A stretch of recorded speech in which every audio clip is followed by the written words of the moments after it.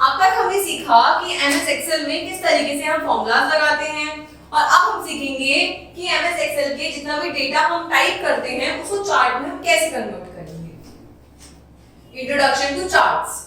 Charts are the pictorial representation of a worksheet that makes it easier for user to comprehend the data. Charts help to make instant decision based on comparison of numbers. मतलब कि chart क्या होता है, एक pictorial representation होता है हमारी worksheet का, जिससे कि हम अपने डेटा को बहुत अच्छे से इजीली रीड कर सकते हैं और उसका कंपैरिजन नंबर्स के बेस पे कर सकते हैं। It helps you to analyze and evaluate the worksheet conveniently. It also holds the interest of the audience if the data is present in graphical or pictorial form, which is easier to read and understand. मतलब suppose कीजिए कोई data आपका लिखा हुआ है और वही data आपका पिक्चर में कन्वर्टेड है, ग्राफ्स में कन्वर्टेड है, तो आपके लिए पढ़ना और इंटरेस्टिंग ज्यादा क्या लगेगा? जो पिक्चर में है आप उसको विजुअल तरीके से पढ़ भी पाएंगे और देख भी पाएंगे। अब हम पढ़ते हैं types of data, types of charts. कितने टाइप के चार्ट्स होते हैं? MS Excel supports many types of charts. Each type of chart has a specific application.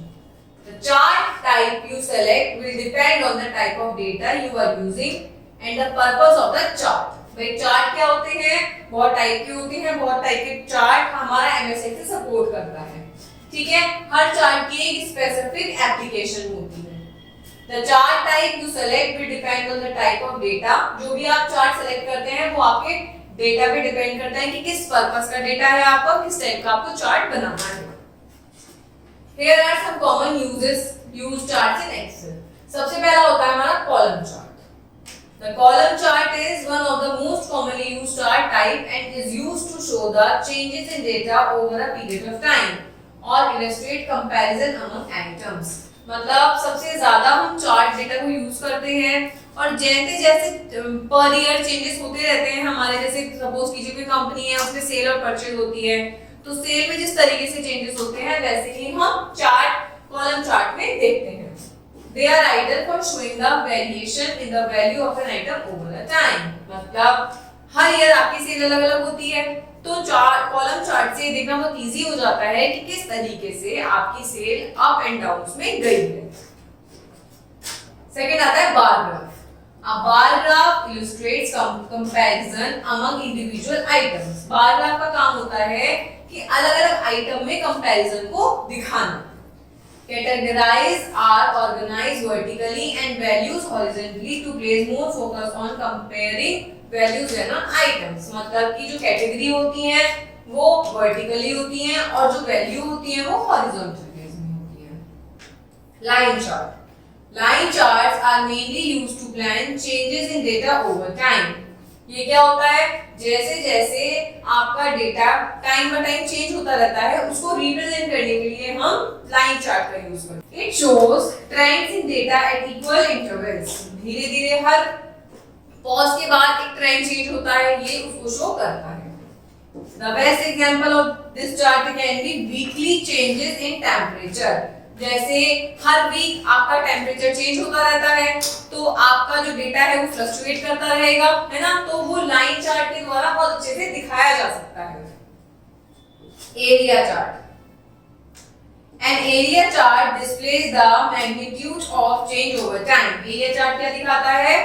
आपका मैग्नीट्यूड दिखाता है जो टाइम बाय टाइम चेंज होता रहता है। It also shows the relationship of parts to a whole displaying the sum of plotted value. ये क्या करता है? जो आपके होल में प्लॉटेड वैल्यू होती है उनको उनका एक सम शो करता है। नेक्स्ट हम आते हैं पाई चार्ट पे। पाई चार्ट आपने मैथ्स में पढ़ा होगा पहले भी। The pie chart are very useful, बहुत यूजफुल होता है when you wish to emphasize on a significant element of the data. They are very effective way to represent the different parts of a whole of a percentage in a total. Suppose कीजिए आपको अपने data का हर part elaborate करके अलग अलग show करना है कि कितना परसेंट किस पार्ट में आता है, उसके लिए हम पाई चार्ट का यूज करते हैं। Pie chart highlight how each value in data series relates proportionally to the whole. मतलब ये दिखाता है, पाई चार्ट आपने मैथ्स में भी पढ़ा होगा कि सपोज कीजिए जैसे हम देखते हैं कि हमारे सपोज करना है हमें हमारे स्कूल में स्पोर्ट्स में कितने कितने परसेंटेज किस किस स्पोर्ट्स में बच्चे हैं। तो हम कैसे देखेंगे, ऐसे, ये होता है आपका पाई चार्ट। इसमें football, cricket, badminton, hockey, ludo ऐसे आ जाता है। Scatter chart, the scatter chart and line chart are almost similar. Scatter chart और लाइन चार्ट मतलब ऑलमोस्ट सिमिलर होते हैं, but the scatter chart is displayed with the scribble in line, whereas the line chart used connected to line display the data। मतलब इसमें क्या होता है, scribbling होती है इस तरीके से scatter chart. radar chart, the radar chart plots data in concentric circles। ये सर्कल्स में होता है। each data series has its own value arising from the center point। सबका सेंटर पॉइंट से कनेक्शन होता है। Line connect all value in the same series. जो lines connected होती हैं वो सेम सीरीज में ही connect 3D surface chart, it shows the 3 dimensional views of data. ये आपके डेटा के 3 डायमेंशनल व्यूज को दिखाती है। A topography map is an example of this type of chart. ये आपका जो सरफेस एरिया होता है, डायमेंशंस होते हैं उनको शो करती है। और आपका जो टोपोग्राफिक मैप होता है, आप हिस्ट्री में पढ़ते होंगे मैप्स वगैरह, तो ये उसके लिए बहुत ज्यादा वर्कफुल कहा जाता है। Stock chart, It is ideal for tracking stock marketing activity। Stock से केयर हो रहा है, जो भी मार्केटिंग में एक्टिविटीज होती हैं स्टॉक मार्केट में उन सब से रिलेट करता है। अब हम कंपोनेंट्स पढ़ते हैं चार्ट्स में। X axis, the X axis is horizontal axis of chart, also known as category axis। हम X axis को क्या बोलते हैं, horizontal होता है ये, और इसको हम category axis भी बोलते हैं। Y axis, the y axis is vertical axis होता है ये, और इसे हम value axis भी कहते हैं। The value of each data series is plotted on this axis। मतलब सारी वैल्यू की डेटा इसमें प्लॉटेड होती है। Data series, it is a group of data from which a chart is derived। मतलब ये उस डेटा को दिखाता है जो चार्ट आपके डेटा को शो करना चाहता है। Chart area, It is the area where chart components are enclosed। ये वो एरिया होता है जहां आपके सारे चार्ट्स को प्रेजेंटेबल तरीके से दिखाया जाता है। प्लॉट एरिया क्या होता है, The area of chart where the actual chart is plotted। Plot area होता है जहां एक्चुअल चार्ट बना हुआ होता है। Chart title, The text at the top of the chart that helps the user to understand what the chart represents। Title मतलब हमने पहले भी पढ़ा था, टाइटल का नाम होता है उस प्रॉपर चीज का नाम, proper heading. Axis title, these are the title given to the two axes, x axis y axis। हम ऊपर पढ़ चुके हैं। ग्रिड लाइंस क्या होती हैं, the grid lines are the horizontal and vertical line on the plot area। ये क्या होती हैं, horizontal and vertical line होती है प्लॉट एरिया पे जहां चार्ट रिप्रेजेंट होता है। which are inserted to the chart to enhance its legibility। मतलब ये क्या करती हैं, ग्रिड लाइंस चार्ट की लेजिबिलिटी को एनहांस करती हैं। नेक्स्ट हम पढ़ते हैं legend. A legend is the right of the plot area। ये प्लॉट एरिया के राइट में होता है, क्या आइडेंटिफाई करता है, each data series को। आपके जितना भी डेटा है उनकी सीरीज को क्या करता है, आइडेंटिफाई करता है, पहचानता है। Each series can be uniquely identified by assigning a unique color। आप चार्ट्स में अलग-अलग डेटा होता है, अलग-अलग लाइंस होती हैं, अलग-अलग तरीके से रिप्रेजेंट किया जाता है, तो हर चीज को अलग रिप्रेजेंट करने के लिए अलग-अलग कलर्स होते हैं। Data label, this is a text और label that provides additional information about data points. Data label का क्या काम होता है, जो भी आपका टेक्स्ट वगैरह लिखा हुआ है एडिशनल, ये वहां के डेटा के पॉइंट्स को शो करता है। अब देखते हैं हम चार्ट कैसे क्रिएट करते हैं। अब तक हमने कंपोनेंट्स पढ़े चार्ट के, ये देखा चार्ट कितने टाइप के होते हैं। After learning about the different types of charts and their components, let us now learn how to create them in Excel. अब तक हमने देखा कि क्या होता है, उसके बाद हम सीखेंगे एक्सेल बनाना। हम स्टेप फॉलो करते हैं। स्टेप 1 में क्या करेंगे, select the range of data that you want to chart. सबसे पहले जो आपने डेटा लिख रखा है उसको सेलेक्ट करेंगे जिसको आपको चार्ट में कन्वर्ट करना है। फिर click on the insert tab on the ribbon. आपके इंसर्ट टैब मेरा, इसमें इंसर्ट पे आपको क्लिक करना। उसके बाद ये देखिए, ये क्या है आपकी एक्सेल डिस्प्ले 3 चार्ट टैब्स। ये चार्ट का ठीक दिखाता है डिजाइन लेआउट फॉर्मेट। ठीक है, Excel immediately creates a chart based on worksheet. वो क्या करेगा, वर्कशीट पे तुरंत प्लेस करके दिखा देगा आपको। स्टेप 3 में क्या करना है, click on the chart type. इसमें चार्ट टाइप करना है, लास्ट में हमने देखा था। चार्ट टाइप क्लिक करेंगे, फिर क्या करेंगे, click on the chart type. Chart type पे क्लिक कर देंगे तो आपका आ जाएगा ये वाला है, तो आपकी डेटा है और उसका चार्ट ये बनकर आ जाएगा। ठीक है, अब हम देखते हैं चार्ट को मूव कैसे करते हैं। बना लिया चार्ट, क्रिएट कर लिया। After creating a chart it can be moved anywhere. बनाने के बाद हम इसे कहीं भी मूव भी कर सकते हैं, ऐसा नहीं कि जहां बना है वहीं रहेगा। सबसे पहले करेंगे एम्प्टी एरिया पे क्लिक करेंगे, empty area of the chart. Chart के एम्प्टी एरिया पे क्लिक करेंगे। Excel select the chart and surround its handles. ये क्या करेगा, इसको सिलेक्ट कर लेगा। Move the mouse over the edge of the chart. आपको क्या करना है, कॉर्नर्स पे माउस को मूव करना है इसके, ये रहा ऐसे, इसके पॉइंट हाईलाइट पॉइंट पे ये वाला पॉइंट बना हुआ है, देखिए ये बना हुआ है। ठीक है, click and drag the chart to a new location on the worksheet. ये जब ये बना हुआ आ जाएगा तो आपका चार्ट मूव करने लगेगा आपके माउस के through. A dimmed gray border present the chart as you move it on the worksheet। ये क्या होगा, ये ग्रे कलर का ये दिखता रहेगा जहां भी आप इसको मूव करोगे। और आपको क्या करना है, ड्रैग एंड ड्रॉप करना है। जहां भी आपको इधर उधर मूव करना है, ड्रैग करके वही ड्रॉप कर देना है, वही छोड़ देना है। तो एक्सेल आपका चार्ट को मूव कर देगा, मतलब जहां आप चाहते हैं वहां पुट कर देगा। इसके बाद देखेंगे हम चार्ट को रिसाइज करना। चार्ट को छोटा और बड़ा भी किया जा सकता है। उसके लिए click on the empty area of chart. Chart के एम्प्टी एरिया पे क्लिक करेंगे। Excel select the chart and surround the handles. ये क्या करेगा, इसके आउटलाइंस बना देगा। स्टेप 2 में move mouse over the handle of the chart. The mouse pointer change to this. क्या होगा, आपके माउस हैंडल इवन देखिए इसके कॉर्नर में ये वाला साइन बना हुआ आ जाएगा और आप इससे ड्रैग एंड ड्रॉप करके इसको बड़ा भी कर सकते हैं, उसको छोटा भी कर सकते हैं। Click and drag the handle to resize the chart. The shaded border represent the chart edge you resize it on the worksheet. ठीक है, जैसे भी आप इसको ड्रैग एंड ड्रॉप करके बड़ा करना चाहे तो आप बाहर की तरफ ड्रैग करेंगे, छोटा करना चाहते हैं तो अंदर की तरफ ड्रैग करेंगे और माउस को रिलीज कर देंगे। माउस को जैसे ही आप रिलीज करेंगे वैसे ही आपका जो एक्सेल का चार्ट होगा वो रिसाइज हो जाए। अब हमने सपोज कीजिए बार चार्ट बना लिया या फिर कॉलम चार्ट बना लिया। अब हमें वो लाइन चार्ट में चेंज करना है, हमें चार्ट का टाइप चेंज करना है। तो वो कैसे करेंगे, ठीक है।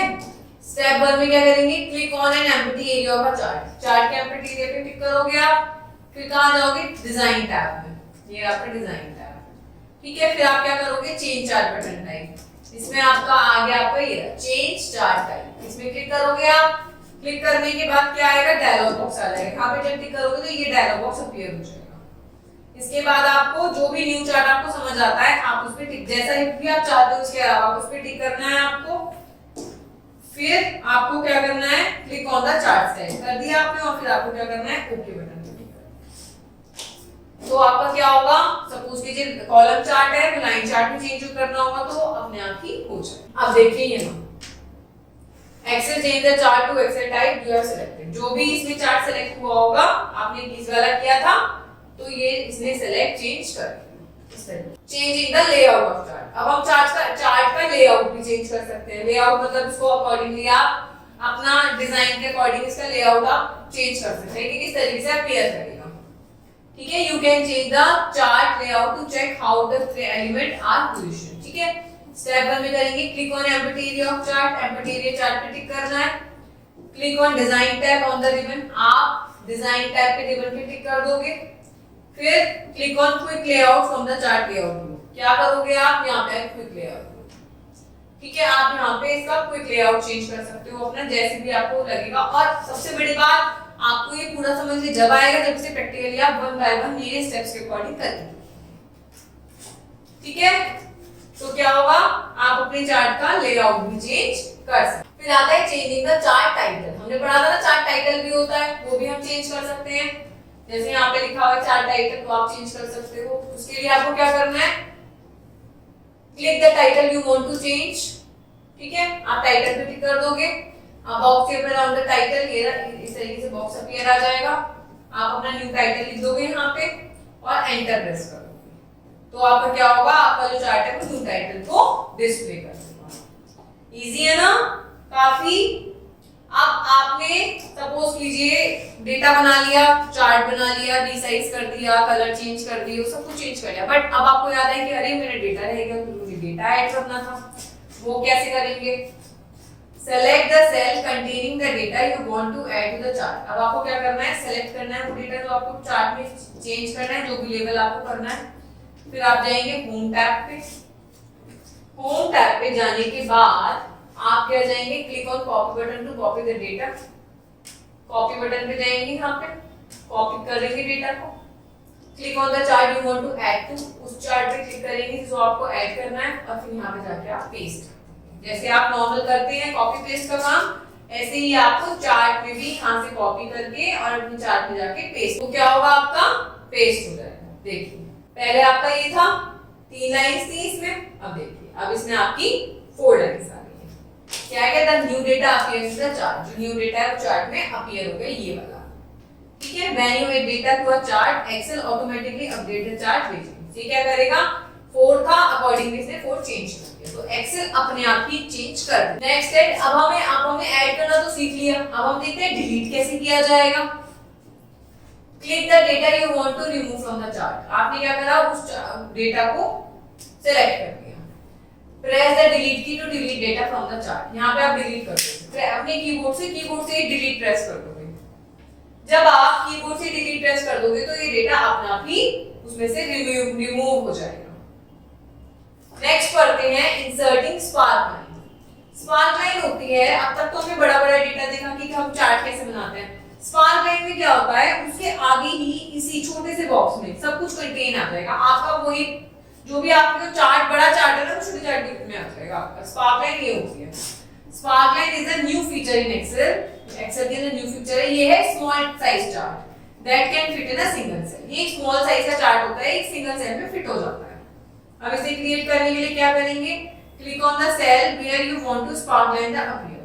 आप उसको अपीयर सेल को क्लिक करोगे, फिर आप जाओगे इंसर्ट टैब पे, उसके बाद click on column under the sparking group. आप क्या करोगे? उन कॉलम को क्लिक करोगे, इसमें स्पार्किंग लाइन पे आप जाओगे तो आप यहाँ आएंगे कॉलम को क्लिक करोगे। आप कॉलम को क्लिक करने के बाद create spark dialog box appear. जब आप कॉलम पे क्लिक करोगे तो इस तरीके की आपके पास डायलॉग बॉक्स आ जाएगा। इसके अंदर आपको क्या करना है? रेंज को सेलेक्ट करना है, जो भी जहां से जहां तक आपको चाहिए रेंज सेलेक्ट करनी है ना। सेलेक्ट कर लिया आपने रेंज, ऐसे जहां से कभी आपको चाहिए, जैसे यहां से यहां तक का चाहिए तो सेलेक्ट कर लिया आपने माउस के थ्रू, या फिर आपने इनका एड्रेस लिख दिया यहां पे। फिर क्लिक ऑन क्लोज बटन। ठीक है, यहाँ पे आपने सेलेक्ट कर ली, आपने इसको क्लोज कर दिया। क्लोज करने के बाद आप ऊपर में दिखा देती हूँ, यहाँ पे आपने जैसे सेलेक्ट कर लिया, यहाँ पे डेटा रेंज कर ली, लोकेशन, फिर आप ये ओके बटन क्लिक करना।